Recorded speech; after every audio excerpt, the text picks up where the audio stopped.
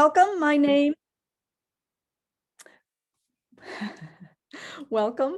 My name is Mary Dussault, and I am at the Center for Astrophysics, Harvard and Smithsonian in Cambridge, Massachusetts, where I direct the team that runs the Micro-Observatory Robotic Telescope Network. And we are also a team member. Our group is a part of the NASA's Universe of Learning team.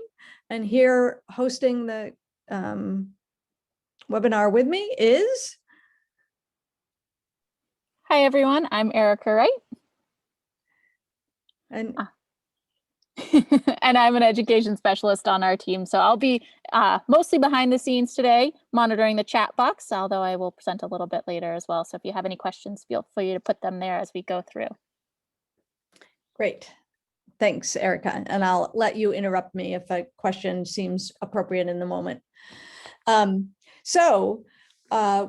have NASA's Universe of Learning is a consortium of organizations affiliated with NASA astrophysics missions. And I'm going to give you an overview of what we're going to talk about during this webinar. We're going to introduce you to NASA's Universe of Learning, give you an overview of the Astrophoto Challenges opportunity. That's a fun STEM engagement opportunity this summer. We'll end with some tips and tricks for those of you who might be facilitating an Astrophoto Challenges program with audiences, if you're an educator or with your own family, and we'll have time for Q&A. So NASA's Universe of Learning is funded by NASA's Science Mission Directorate, which is the part of NASA that puts up all the space telescopes. And the organizations involved in this partnership include Space Telescope Science Institute, home of the Hubble Space Telescope, the Center for Astrophysics, Harvard and Smithsonian, where Erica and I work, and we are also the home of the Chandra X-ray Telescope, the operations center for that. Caltech IPAC, the infrared, what does this say? Processing Archive Center, is the home of the Spitzer Infrared Space Telescope, and Jet Propulsion Labs is also a partner in NASA's Universe of Learning. And so the goal is to help learners explore big questions, experience how science is done, and discover the universe. And the Astrophoto Challenges are a part of that. I forgot to drop in my picture in this slide, but you see me on the screen. So I'm Mary Dussault and Erica, and we started off with introductions. So the reason it's called NASA's Astrophoto Challenges is there are two specific activities to do. One is using Micro-Observatory, which is the robotic telescope network that we operate out of the Center for Astrophysics. And they're small 6-inch telescopes and you can get your own data and image the target for the challenges. And the second opportunity is the NASA Data Challenge. You can use real NASA data and work with it and learn how to enhance and colorize and create kind of aesthetic images from real NASA data. This season, the target is M87. And M87, I'm going to actually escape here my some of you may be familiar or have heard M87 because it's the home of a very iconic image here. And let me see if I can find this iconic image. Here it is. Some of you may remember all the news about this image from the Event Horizon Telescope, which is basically many radio telescopes all over the Earth that combined to produce this image of the shadow of a black hole. And you will not be able to take an image of this region around the black hole with the micro-observatory 6-inch telescopes. Just want to acknowledge that right away, but you will be able to take an image of the galaxy in which this black hole exists at the center, and you'll be able to work with NASA data that actually shows the impact of this supermassive black hole on the M87 galaxy. So before I show you how you're going to do those things, I want to kind of give you the video introduction sizzle reel that introduces the two challenges. So I'll do that right now. I'll open up and actually, you are seeing this, right, Erica? And you'll let me know if you can't hear it once I start it. Here we go. Images of space can be amazing, but have you ever wanted to make your very own? NASA's Astrophoto Challenges lets you do just that. You can select data from telescopes on Earth and in space, choose colors to apply, and produce your very own expression of the universe. For this year's challenge, we take inspiration from one of the most amazing astronomy pictures of the decade, the first image to ever see to the edge of a black hole. This supermassive black hole lies at the heart of a galaxy named M87, and you will have two different ways to make your own picture of this host galaxy. In the Micro Observatory Challenge, you get to control an Earth-based robotic telescope to take your very own image using visible light. In the NASA Datasets Challenge, you have a selection of images taken across the spectrum of light, X-ray, visible, infrared, and radio, that you can mix and match into your own unique view of M87. Please make sure to share your image with us. Tell us about your creative choices. Why did you use the color schemes that you did? Were your choices scientific, artistic, or both? Now go create your own astronomy photo by selecting either the Micro Observatory Challenge or the NASA Data Challenge, or try both.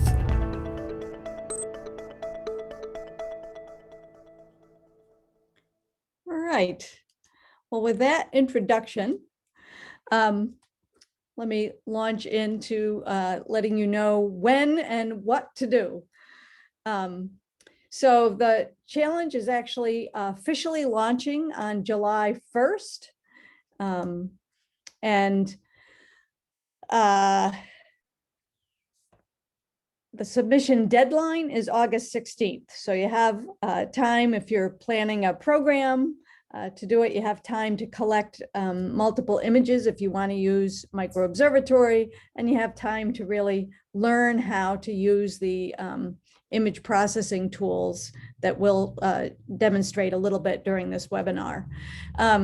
The two challenges, either working with professional NASA data and ground-based radio telescope data, or working with Micro Observatory data.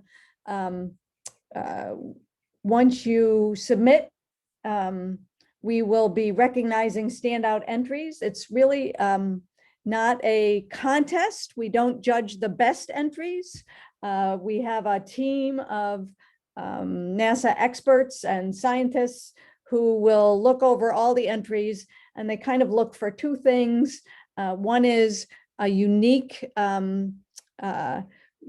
way of processing that seems aesthetically pleasing.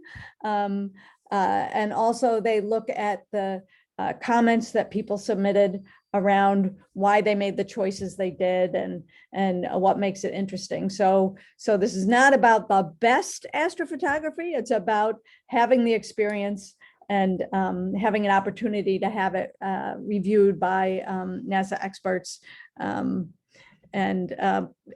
just participating. So the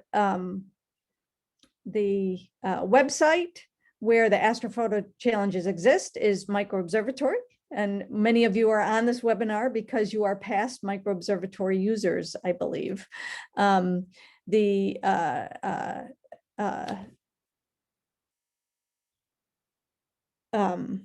to actually give you a tour of the, I'm going to give you a tour of the Astrophoto challenges in just a moment. The image on the right is is actually a multi-wavelength image that NASA has processed of the area around the M87 galaxy. And the learning goals, our intent in creating this experience was that if you participate in the Astrophoto challenges, you might learn some new astronomy knowledge about galaxies and about how black holes behave, that you actually learn a little bit about how to work with image data from telescopes in the same, using the same tools and skills that NASA data science visualizers use. You have an opportunity to learn some science as you do it. And for young people, our goals are to help them build what we call STEM identity, the idea that you can participate in science, you can do it, and you can contribute to science, the science learning of others. Okay, I'm going to actually go to the Microobservatory Challenge site, which isn't quite launched yet. This will open on July 1st, but you're getting a little sneak preview of the site. And essentially, again, there's these two challenges, one of which is to use these small 6-inch robotic telescopes, which get a wide field of view of the M87 elliptical galaxy and kind of give it, you can get a feel for the context of where this all this black hole activity is happening. And then the other challenge, actually somehow here's the overview page. So here's the overview of the Astrophoto challenges. The video I just showed is right here. And you have two challenges, the Microobservatory or the NASA Data Challenge. So if we go to the Microobservatory Challenge, you'll see there's basically, there's a little video introduction, and then there's 4 steps. Capture your image, use that image to colorize and create an astrophotography sample. Compare your image with some NASA images and then submit. And the idea is that the submission form for the Astrophoto challenges, you want to have 4 things ready before you submit.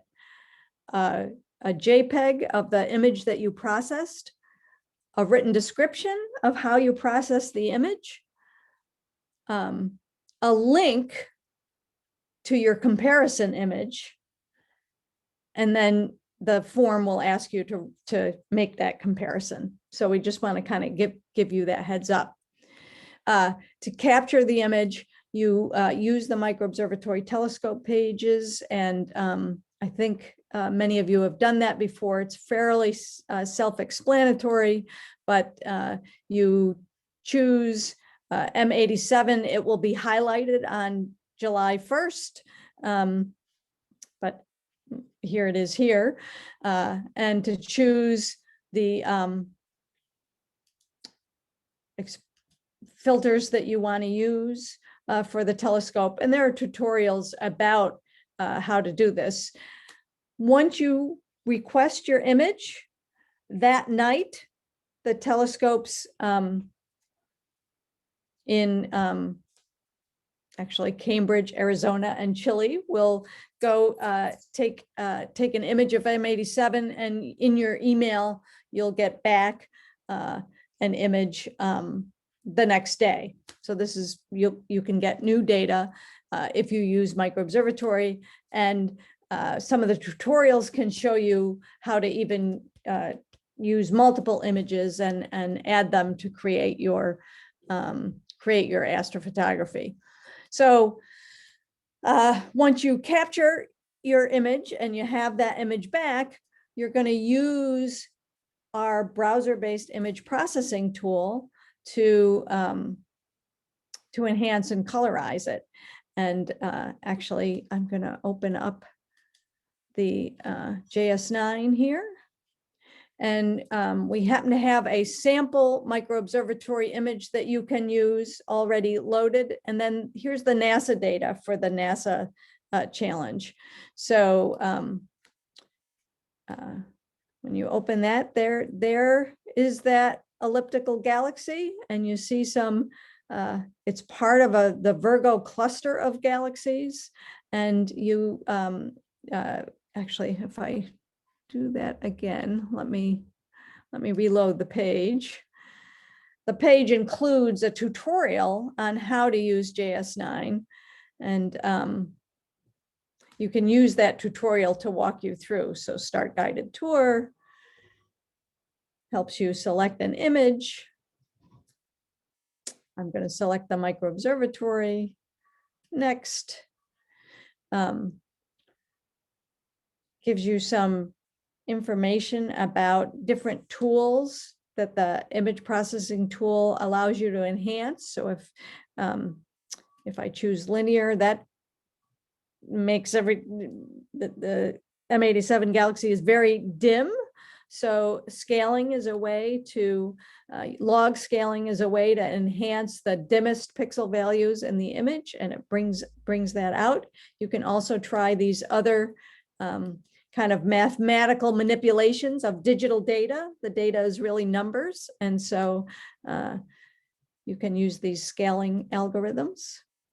The next thing you want to do is adjust controls to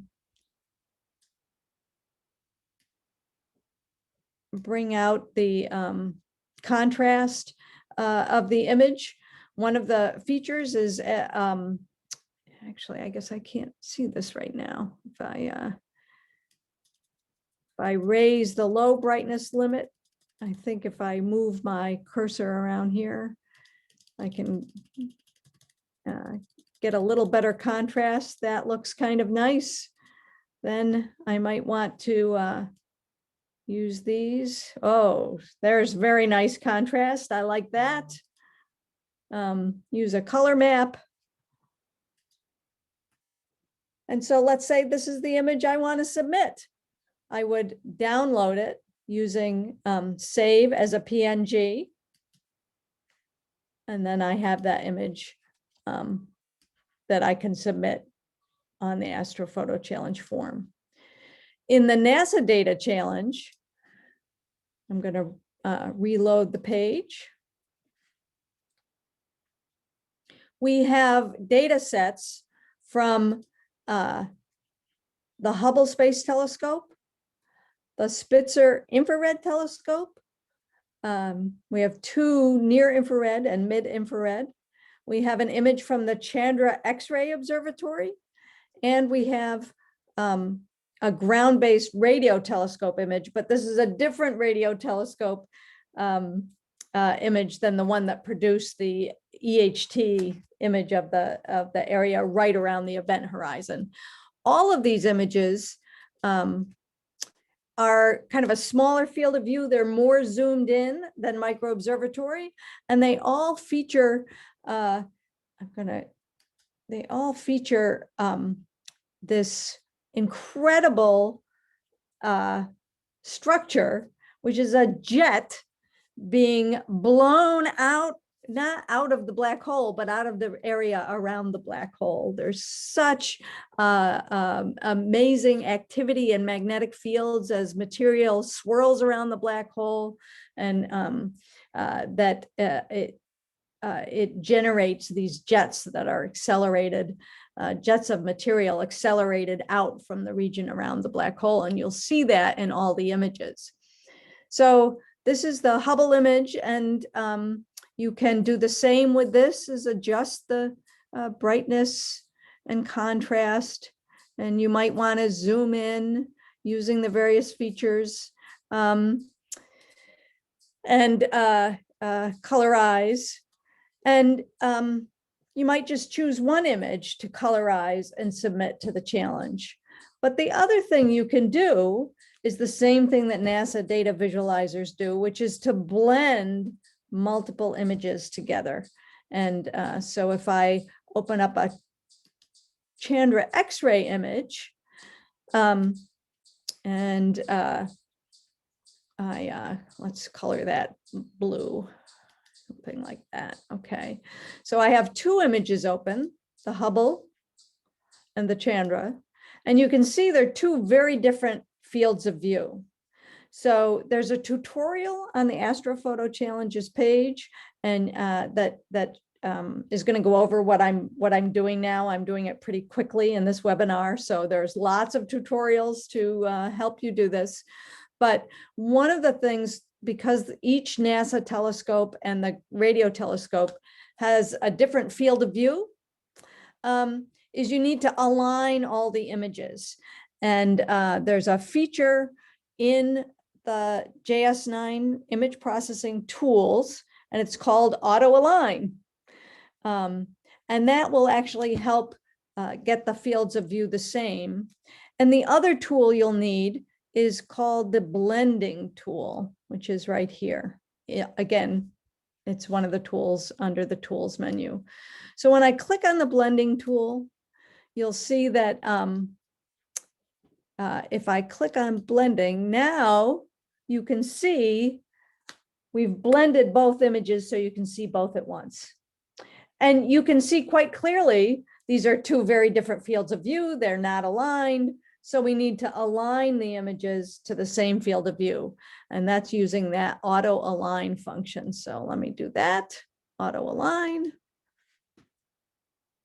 Okay, now we've auto aligned them, but notice that the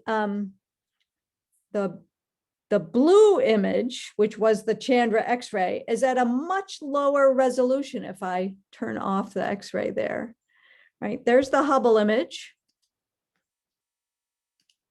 And there's the Chandra X-ray image. So the X-ray image is at much lower resolution at the same field of view than the Hubble image. But if I zoom out, the one thing that Chandra gets you is this amazing structure of gas throughout this big elliptical galaxy that's being shaped by this jet coming out of the black hole. So there's things to be learned from multiple wavelengths that that you can explore in doing your image processing. So again, the Spitzer data and the radio telescope data give you even more information, but these are kind of the processes you use. Let's say this, I kind of like this image right the way I have it now. And so I'm going to save it as a PNG. And again, here it is. And this is what I would submit to the challenge. I'm going to stop right there for a minute before I show you the submission form and how that works, just to see if people have questions.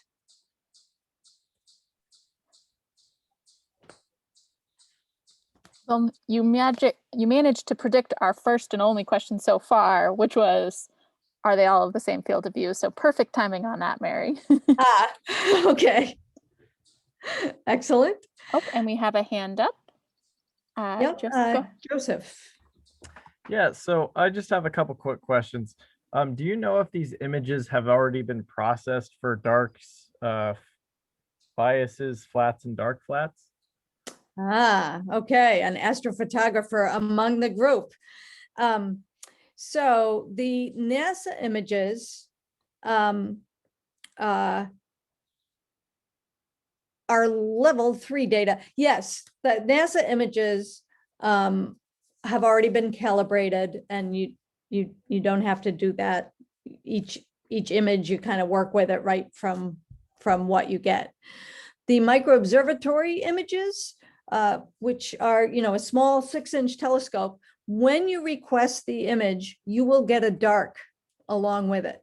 Your email will contain the image you took and a dark. So if you know how to do that image subtraction that is involved in optimizing images, this tool called Image Math here in the tools menu allows you to subtract a dark image from the main image. And for those of you who are wondering, what the heck are they talking about? Don't worry about it. You don't need to subtract dark images, but it does optimize the quality of your microobservatory astrophotography. And in among these video tutorials, there are tutorials about how to kind of do advanced processing using the dark images. Does that help? We do not provide flats, however. And then final question, is this the only program we're being allowed to mess with for this challenge?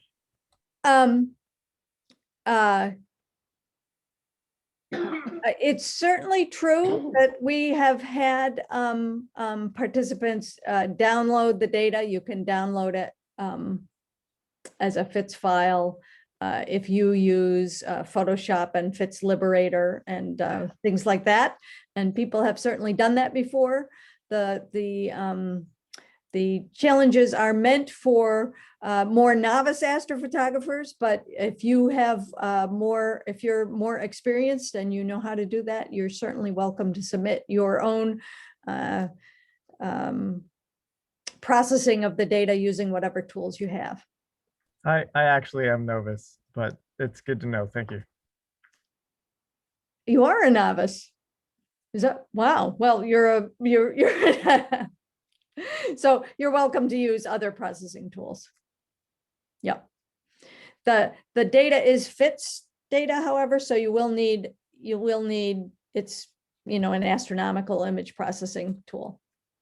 Yeah. Any other questions, Erica, that you see in the chat?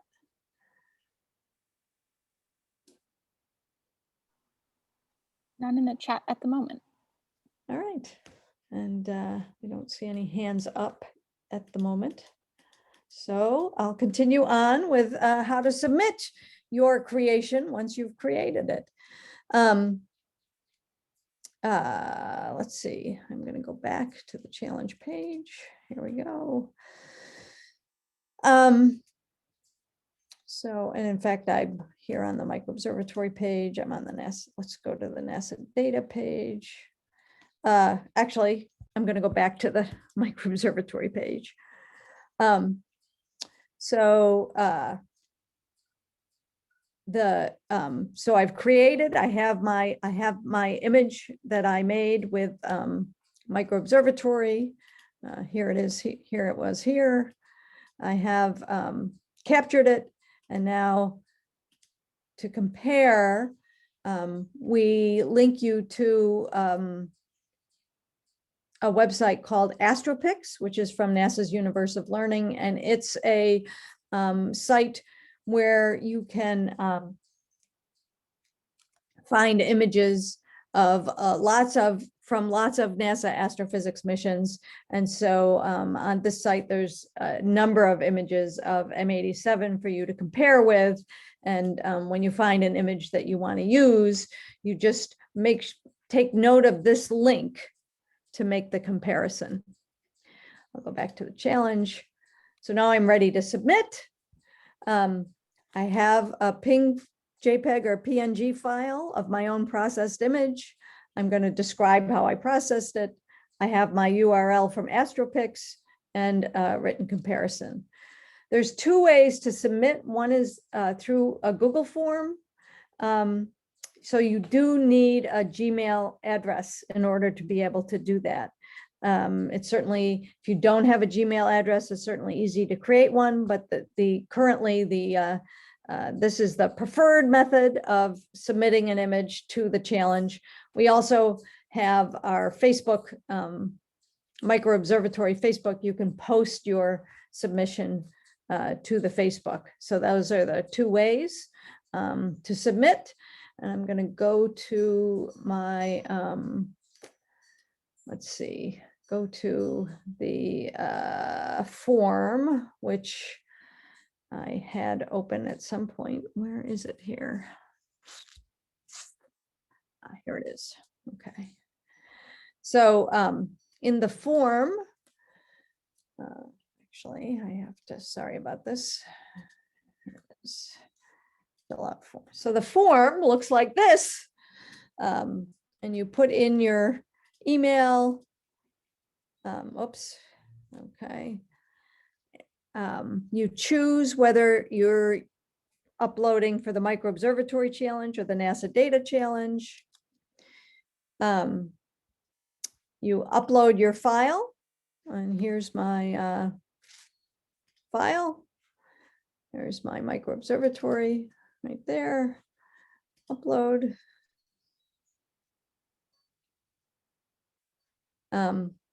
I say a little bit about how I processed my image, but hopefully you're a little more specific than I was right there. And my AstroPix image, I copy that URL and then talk a little bit about why I like that image.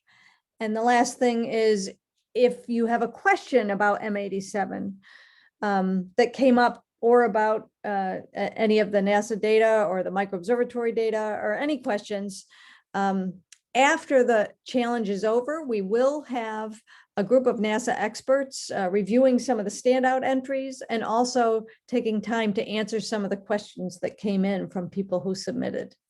So that's kind of how we, let's see, I'll do this. Here we go. And my answer. Okay. And the last thing we do ask that if you're working with children under 13, an adult has to submit for them. So we ask that people who submit on their own be at least age 13. And we ask for a first name and an initial, so that if you do end up having your submission highlighted, that's how we'll identify you on the highlighted image. You can name your image. And here's possibly most important, if any of you are educators who are going to facilitate a workshop, we really love to recognize sites or organizations or schools that are using NASA's Astrophoto challenges. So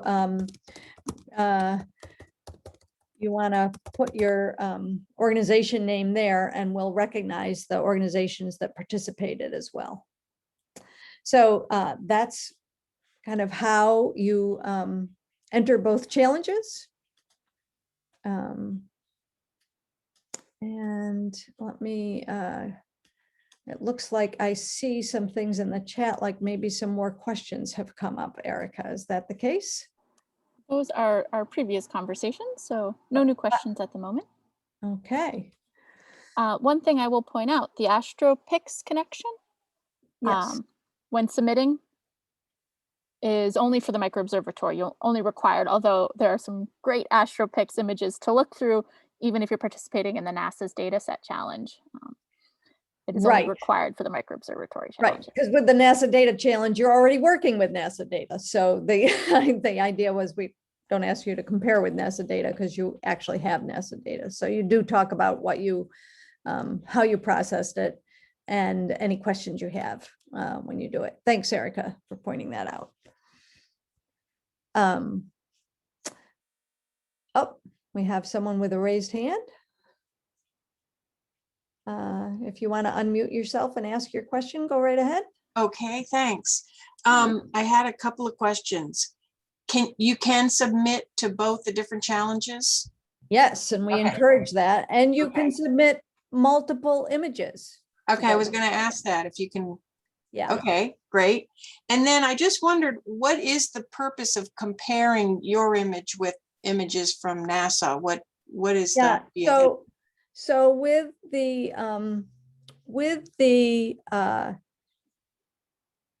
Micro-Observatory image, I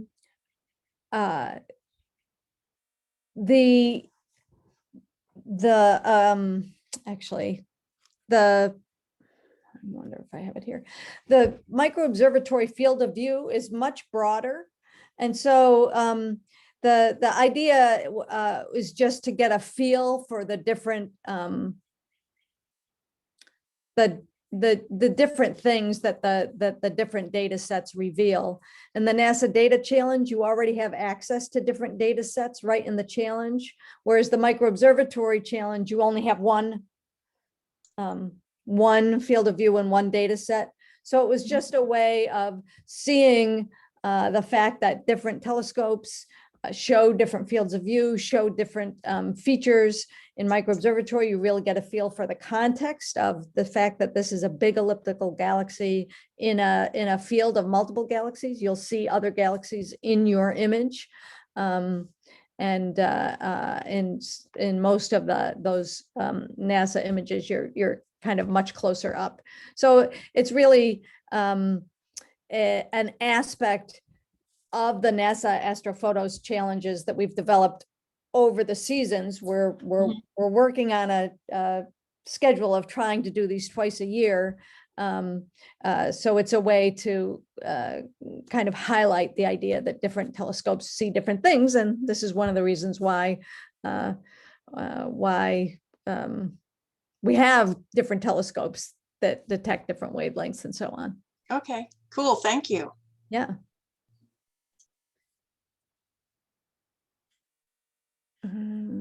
Are there other questions coming in, Erica? I see the chat seems to have a higher number than I had before. There are. So one was for the link to AstroPix, which I've just shared in the chat. I'll note that the link I send there is to all of the AstroPix images. If you use, when the challenges go live, there'll be a special link that will have a curated list of M87 images for you. So that's a really great resource that you don't have to go searching through all of them, although you are welcome to go through the huge repository that AstroPix is. Now we've also got a new question, Mary, in the chat about JS9. Yep. So it says, before the JS9 software was available for download, but for old operating system, is there any possibility to update your download? So some questions, kind of what JS9 is and how they might access it best.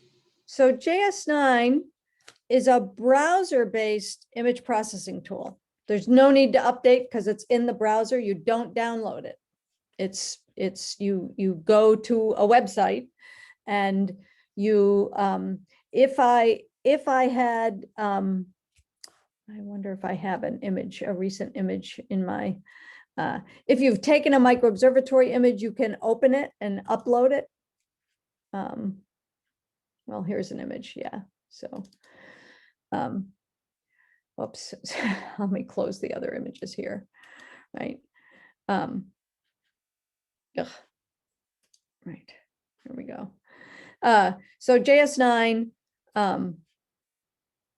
is in the browser. You don't need to update it. You can open images in it that are FITS images. And this is an image from his cloudy night the other night, so there's nothing in it. But anyway, that is one of the drawbacks of if you decide to do the Micro-Observatory Challenge. Be prepared that those telescopes sit out in the open. They're weatherproof. They're actually sealed with plexi. They take images rain or shine. So if it happens to have been cloudy at all the Micro-Observatory sites, you will get back an image, but it won't, it'll look like the image I have on screen right now. I hope that answered your question about JS9. You do not need to update it. It's updated on the website. And if you're a longtime Micro-Observatory user, you might be thinking about our legacy software, which is no longer updated as we've switched to JS9. So there aren't possibilities to update that at the moment. But JS9 does have all the functionality and more than the old Micro-Observatory image software. In fact, it is professional astronomical software, and we've that astronomers use, and we've made some adaptations to make it a little less overwhelming for people using it for the first time.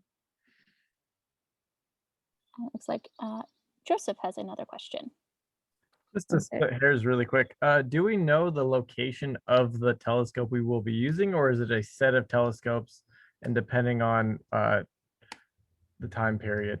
Yeah, I'm just looking into possibly checking the weather beforehand. yep. The way the microobservatory robotic telescope system works is rather than you having to check the weather, we just give you the best image. We give you the best image selected from all the telescopes. And that's done by an automated software in the background. If it happened to have been cloudy at all of the telescopes, you'll get an image that is not great, and you take it again the next night and hope for clear skies the next night. So that's the way our universal interface works. The images do have, when you get the image and you upload it into JS9, there's something called a FITS header, which has, if I open up a microobservatory image here. So here's a microobservatory image, and I go to image display FITS header. And that FITS header has information, all this information about how the image was taken. I think you'll see this one was taken at Whipple Observatory, which is in Arizona. And I think, yeah, there it is, Amado, Arizona. So there's information about which telescope took the image in the FITS header that you get back in your email. And I think there was someone else whose name begins with an M who had their hand raised. Yes, it is me. Mankaf Rogers from Uganda. Thank you very much. Really, I have got interacted with this JS9 at some one point, but I wanted to find out if there are specific requirements, specifications for accessing this JS9 on your PC. Does it need some requirements, a PC, for it to be accessed? Thank you. No, all you need is to have a web browser, the same thing that you would open any web page. It's built into a web page. So on my screen, I have the Google Chrome browser open, and I've gone to a website that is the JS9 website, and it's linked from the Astrophoto challenges page. And I'll add to that, although it's not ideal, it is possible to even access it from a cell phone. So there are really minimal requirements for accessing JS9. Or from a smartphone, I should say. Yes. Thank you. Yep. And we've got another question in the chat box. How many images can be stacked from microobservatory to process? Great question. So you can stack as many images as you like, and that is a great strategy for getting a really good microobservatory image. If you take multiple exposures of M87 with microobservatory, and you use image math to add them together, you can stack as many as you want. You can take an image every night between now and August 16th, then add them all together and have a really deep exposure image. Great question. And then a follow-up question is, do we have a video tutorial for how to do that? Yeah, let's see. What are our tutorials? Wait a minute. Oops, Writing's where'd they go? How to request, how to process, simple, advanced RGB, how to blend multiple images, how to combine images for a longer exposure. There it is right there. So it's in the tutorial list that's under JS9. And then a follow-up question, another question here is it acceptable to use just the pre-acquired challenge images? It is. And for the NASA data challenge, you have to, because that's that is the data you work with. If you want, you can just use this one microobservatory image and try and get it the best you can and choose or you could you actually can combine it with the other data. You can actually do a blend between microobservatory and this other data, but it's absolutely acceptable to use the images that are provided in the challenge images list. Yep. Actually, I would guess I was about to show that doing a microobservatory blend. I will, what do I have open here? Let's close that. Close that. So I have a microobservatory visible image of M87. I have the Chandra X-ray image. Again, I'll color that kind of, I really like this cool palette. I'll go to the microobservatory image and color that, I don't know, Inferno or something. There we go. Now, if I do a blend of these two images, of course, I haven't aligned them in terms of field of view yet. So we don't really have an idea of how these relate to each other field of view wise. So once I do an auto align, aha, okay. So the Chandra shows a region. You can see kind of how it compares to that microobservatory image. So if I turn off the Chandra, there's the microobservatory. You kind of see how it works there. Okay, other questions? We do have another question. How long are the images available after acquisition? Usually you have to download them within 3 weeks. Okay. So for that is correct. If you request a microobservatory image, you'll want to either process it within 3 weeks or download it onto your own machine, and then you can upload it back into JS9 at any time. Microobservatory, if you go to the microobservatory.org website, you'll see this recent image directory. And you can also, this is another trick, here's a tip for those of you who are attending the webinar. If I select M87, and I think it's elliptical galaxy M87, so it starts with an E here, I get all the exposures of M87 that have been taken over the last 10 days, 20 days, or 30 days. And so I can use these as well. You can use any of these for the challenge. And another tip on using our image directory is that if you look at the weather rating, you want ratings that are near 100% as opposed to ones that are -1, because when you open up an image at -1, it means it was a terrible weather night at that telescope for that image. And so, so here you want an image that's more like this one. Okay. Are there other questions in the chat, Erica? Not at the moment. All right. Well, so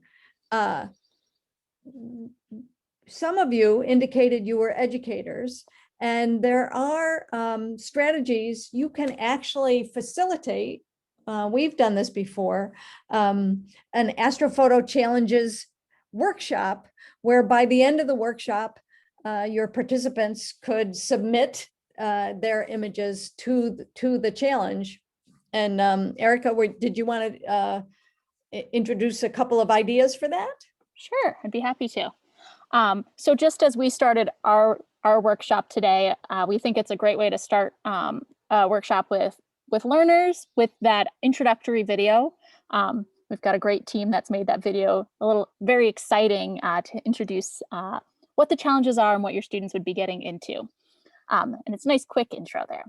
Then we found it's really helpful to use an activity called Kinesthetic Telescope. And this is an activity where students actually get to walk out what it means, what a telescope is actually doing. So as a group, you would build your own human-based telescope. And Mary's going to put the link in the chat for Kinesthetic Telescope. We've got instructions here for you on how you might walk through that with your students. A really important thing here is a lot of students, before trying out this kinesthetic activity, when they think about telescopes, they're really talking about magnifying with telescopes. Rarely do they mention light, but after they try this activity out, most of them are starting to talk about light, what's happening to the light as a telescope captures an image. So this can be really valuable, and you can extend this activity in a number of different ways to excite your students and include as many students as you want. Next, we often would have an instructor-led overview of the image processing, just as Mary did for us today. Walk your students through what it really means to do a quick image processing. But we also have a number of handouts available to you and your students that you can pass out and that walk students through the same image processing that we've done today. We have both a kind of a quick guide for image processing, as well as a more in-depth guide for making that RGB or red, green, blue, so multiple image processing. Where are they here?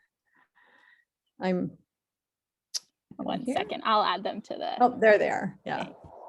Yeah. And so these guides can be handed out to students, individuals, or pairs, and really walks them through step by step what it takes to process an image. So that way you don't have to be behind everybody's shoulders as they go through this process. Another great activity that we like to do is a gallery walk. So if you're in a computer lab or have students' laptops open, have them all have their images pulled up, and as a classroom, walk around and have each student describe what they have on the screen, why they've made their image processing the way they've done. A great preparation for this as the facilitator, there's will be available in the on the Astrophotos challenges page, expert videos from our scientists that are involved, and they'll walk you through some of the things that they notice in the images of M87. So you'll have some of that background knowledge to be able to comment on student images, provide some additional science commentary, but also it's great just to comment on the visuals, the artistic visuals for new learners. It can also be really helpful to submit as a group. Students sometimes have issues. And as Mary mentioned earlier, if you're working with students under 13, we ask that you submit using a group email, perhaps a group Gmail, or their parents' email. Tip here is if you create a Gmail for your group, something you can do is say your email was erica@gmail.com and you have 15 students. You can do Erica, then the +sign, and then a student nickname @gmail.com, and they'll all be connected to the same Gmail account. So you don't have to go in and make 15 Gmails. Each student can have their own personalized one there. You can also just use your email address to submit them all, but put the submission form does allow a first name. It asks you to put your first name and last initial in, so each submission is unique. That is true. So that's kind of what you could do in a quick 1-hour workshop with students, but we also have a few additional activities that you might want to try out to extend with your students. So of course, requesting even more images with microobservatory. There's, as you saw when Mary requested an image, there's dozens of objects available every night, and your students can go and explore the universe for themselves. We have it categorized to make it easier to help give a little sense of how the universe is organized. I'm just going to show you that on the screen here real quick. So it helps students get a sense. We've got things in our solar system, so closer to home. Then we've got stars and nebula within our own galaxy. And so as you move farther out, you can get a sense of how far away things might be or where they're organized within our universe. And then finally, we have other galaxies and other objects beyond our galaxy. So you might want to encourage your students to do that. Another really fantastic activity is astropoetry. So you can have your students choose their own image or a group image as a class, and have every student write down some words either on a Post-it note or on a blackboard, however you want to organize this as a group, things that they observe in that image. So colors, shapes, objects even. Some people will start thinking of just like when you look at clouds, you might think something looks like a flamingo or a whale, who knows what you're looking at, and have students then reorganize those words into poetry. This is a really great way to start looking closer at that at the astronomical objects and getting a little more creative. You might also, if you're looking for something a little more in depth that you'd like to do with your students over the summer or whatever organization you might be working with, is create your own exhibit. You can see here on the right a couple exhibits, one created at a library, another created at a local museum. Simply printing them out on your local inkjet printer, or perhaps connecting with a local printer to make them a little bit larger. You wouldn't want to make the microobservatory images much larger than you see pictured here. That's about their optimal size for printing. So it's a really great way to have an exhibit. Your students can create their own labels for those, either with that astropoetry or their descriptions. And this is a really great way to showcase to the other students and parents and communities what your kids are up to. There's also a huge selection of other programs and activities that you can connect to these Astrophoto challenges on the Universe of Learning page that Mary has, that's up on the screen here. We've worked with educators across the country to develop a number of programmatic activities that connect to our materials here tonight that you might want to try out. No, it doesn't seem like the right link, does it? So those are just a few tips and tricks on ways you can extend your learning experience for your students this summer. I think that brings us to the hour, Mary. I think it does. And if there are any questions that come up, if you email microobservatory@cfa.harvard.edu, and I'll put it in the chat.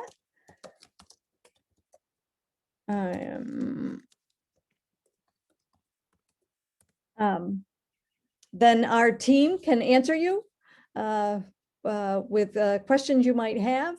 But we really hope that you'll tell everyone you know about NASA's Astrophoto challenges, and that you'll have fun participating, and you'll learn a little bit about this amazing object, this amazing black hole at the center of this amazing galaxy M87, and that you'll also have fun creating your own unique astrophotography masterpiece. So I'm going to stop the recording now, but I'm going to stay on for a minute if anybody has any final questions they want to ask before we leave today.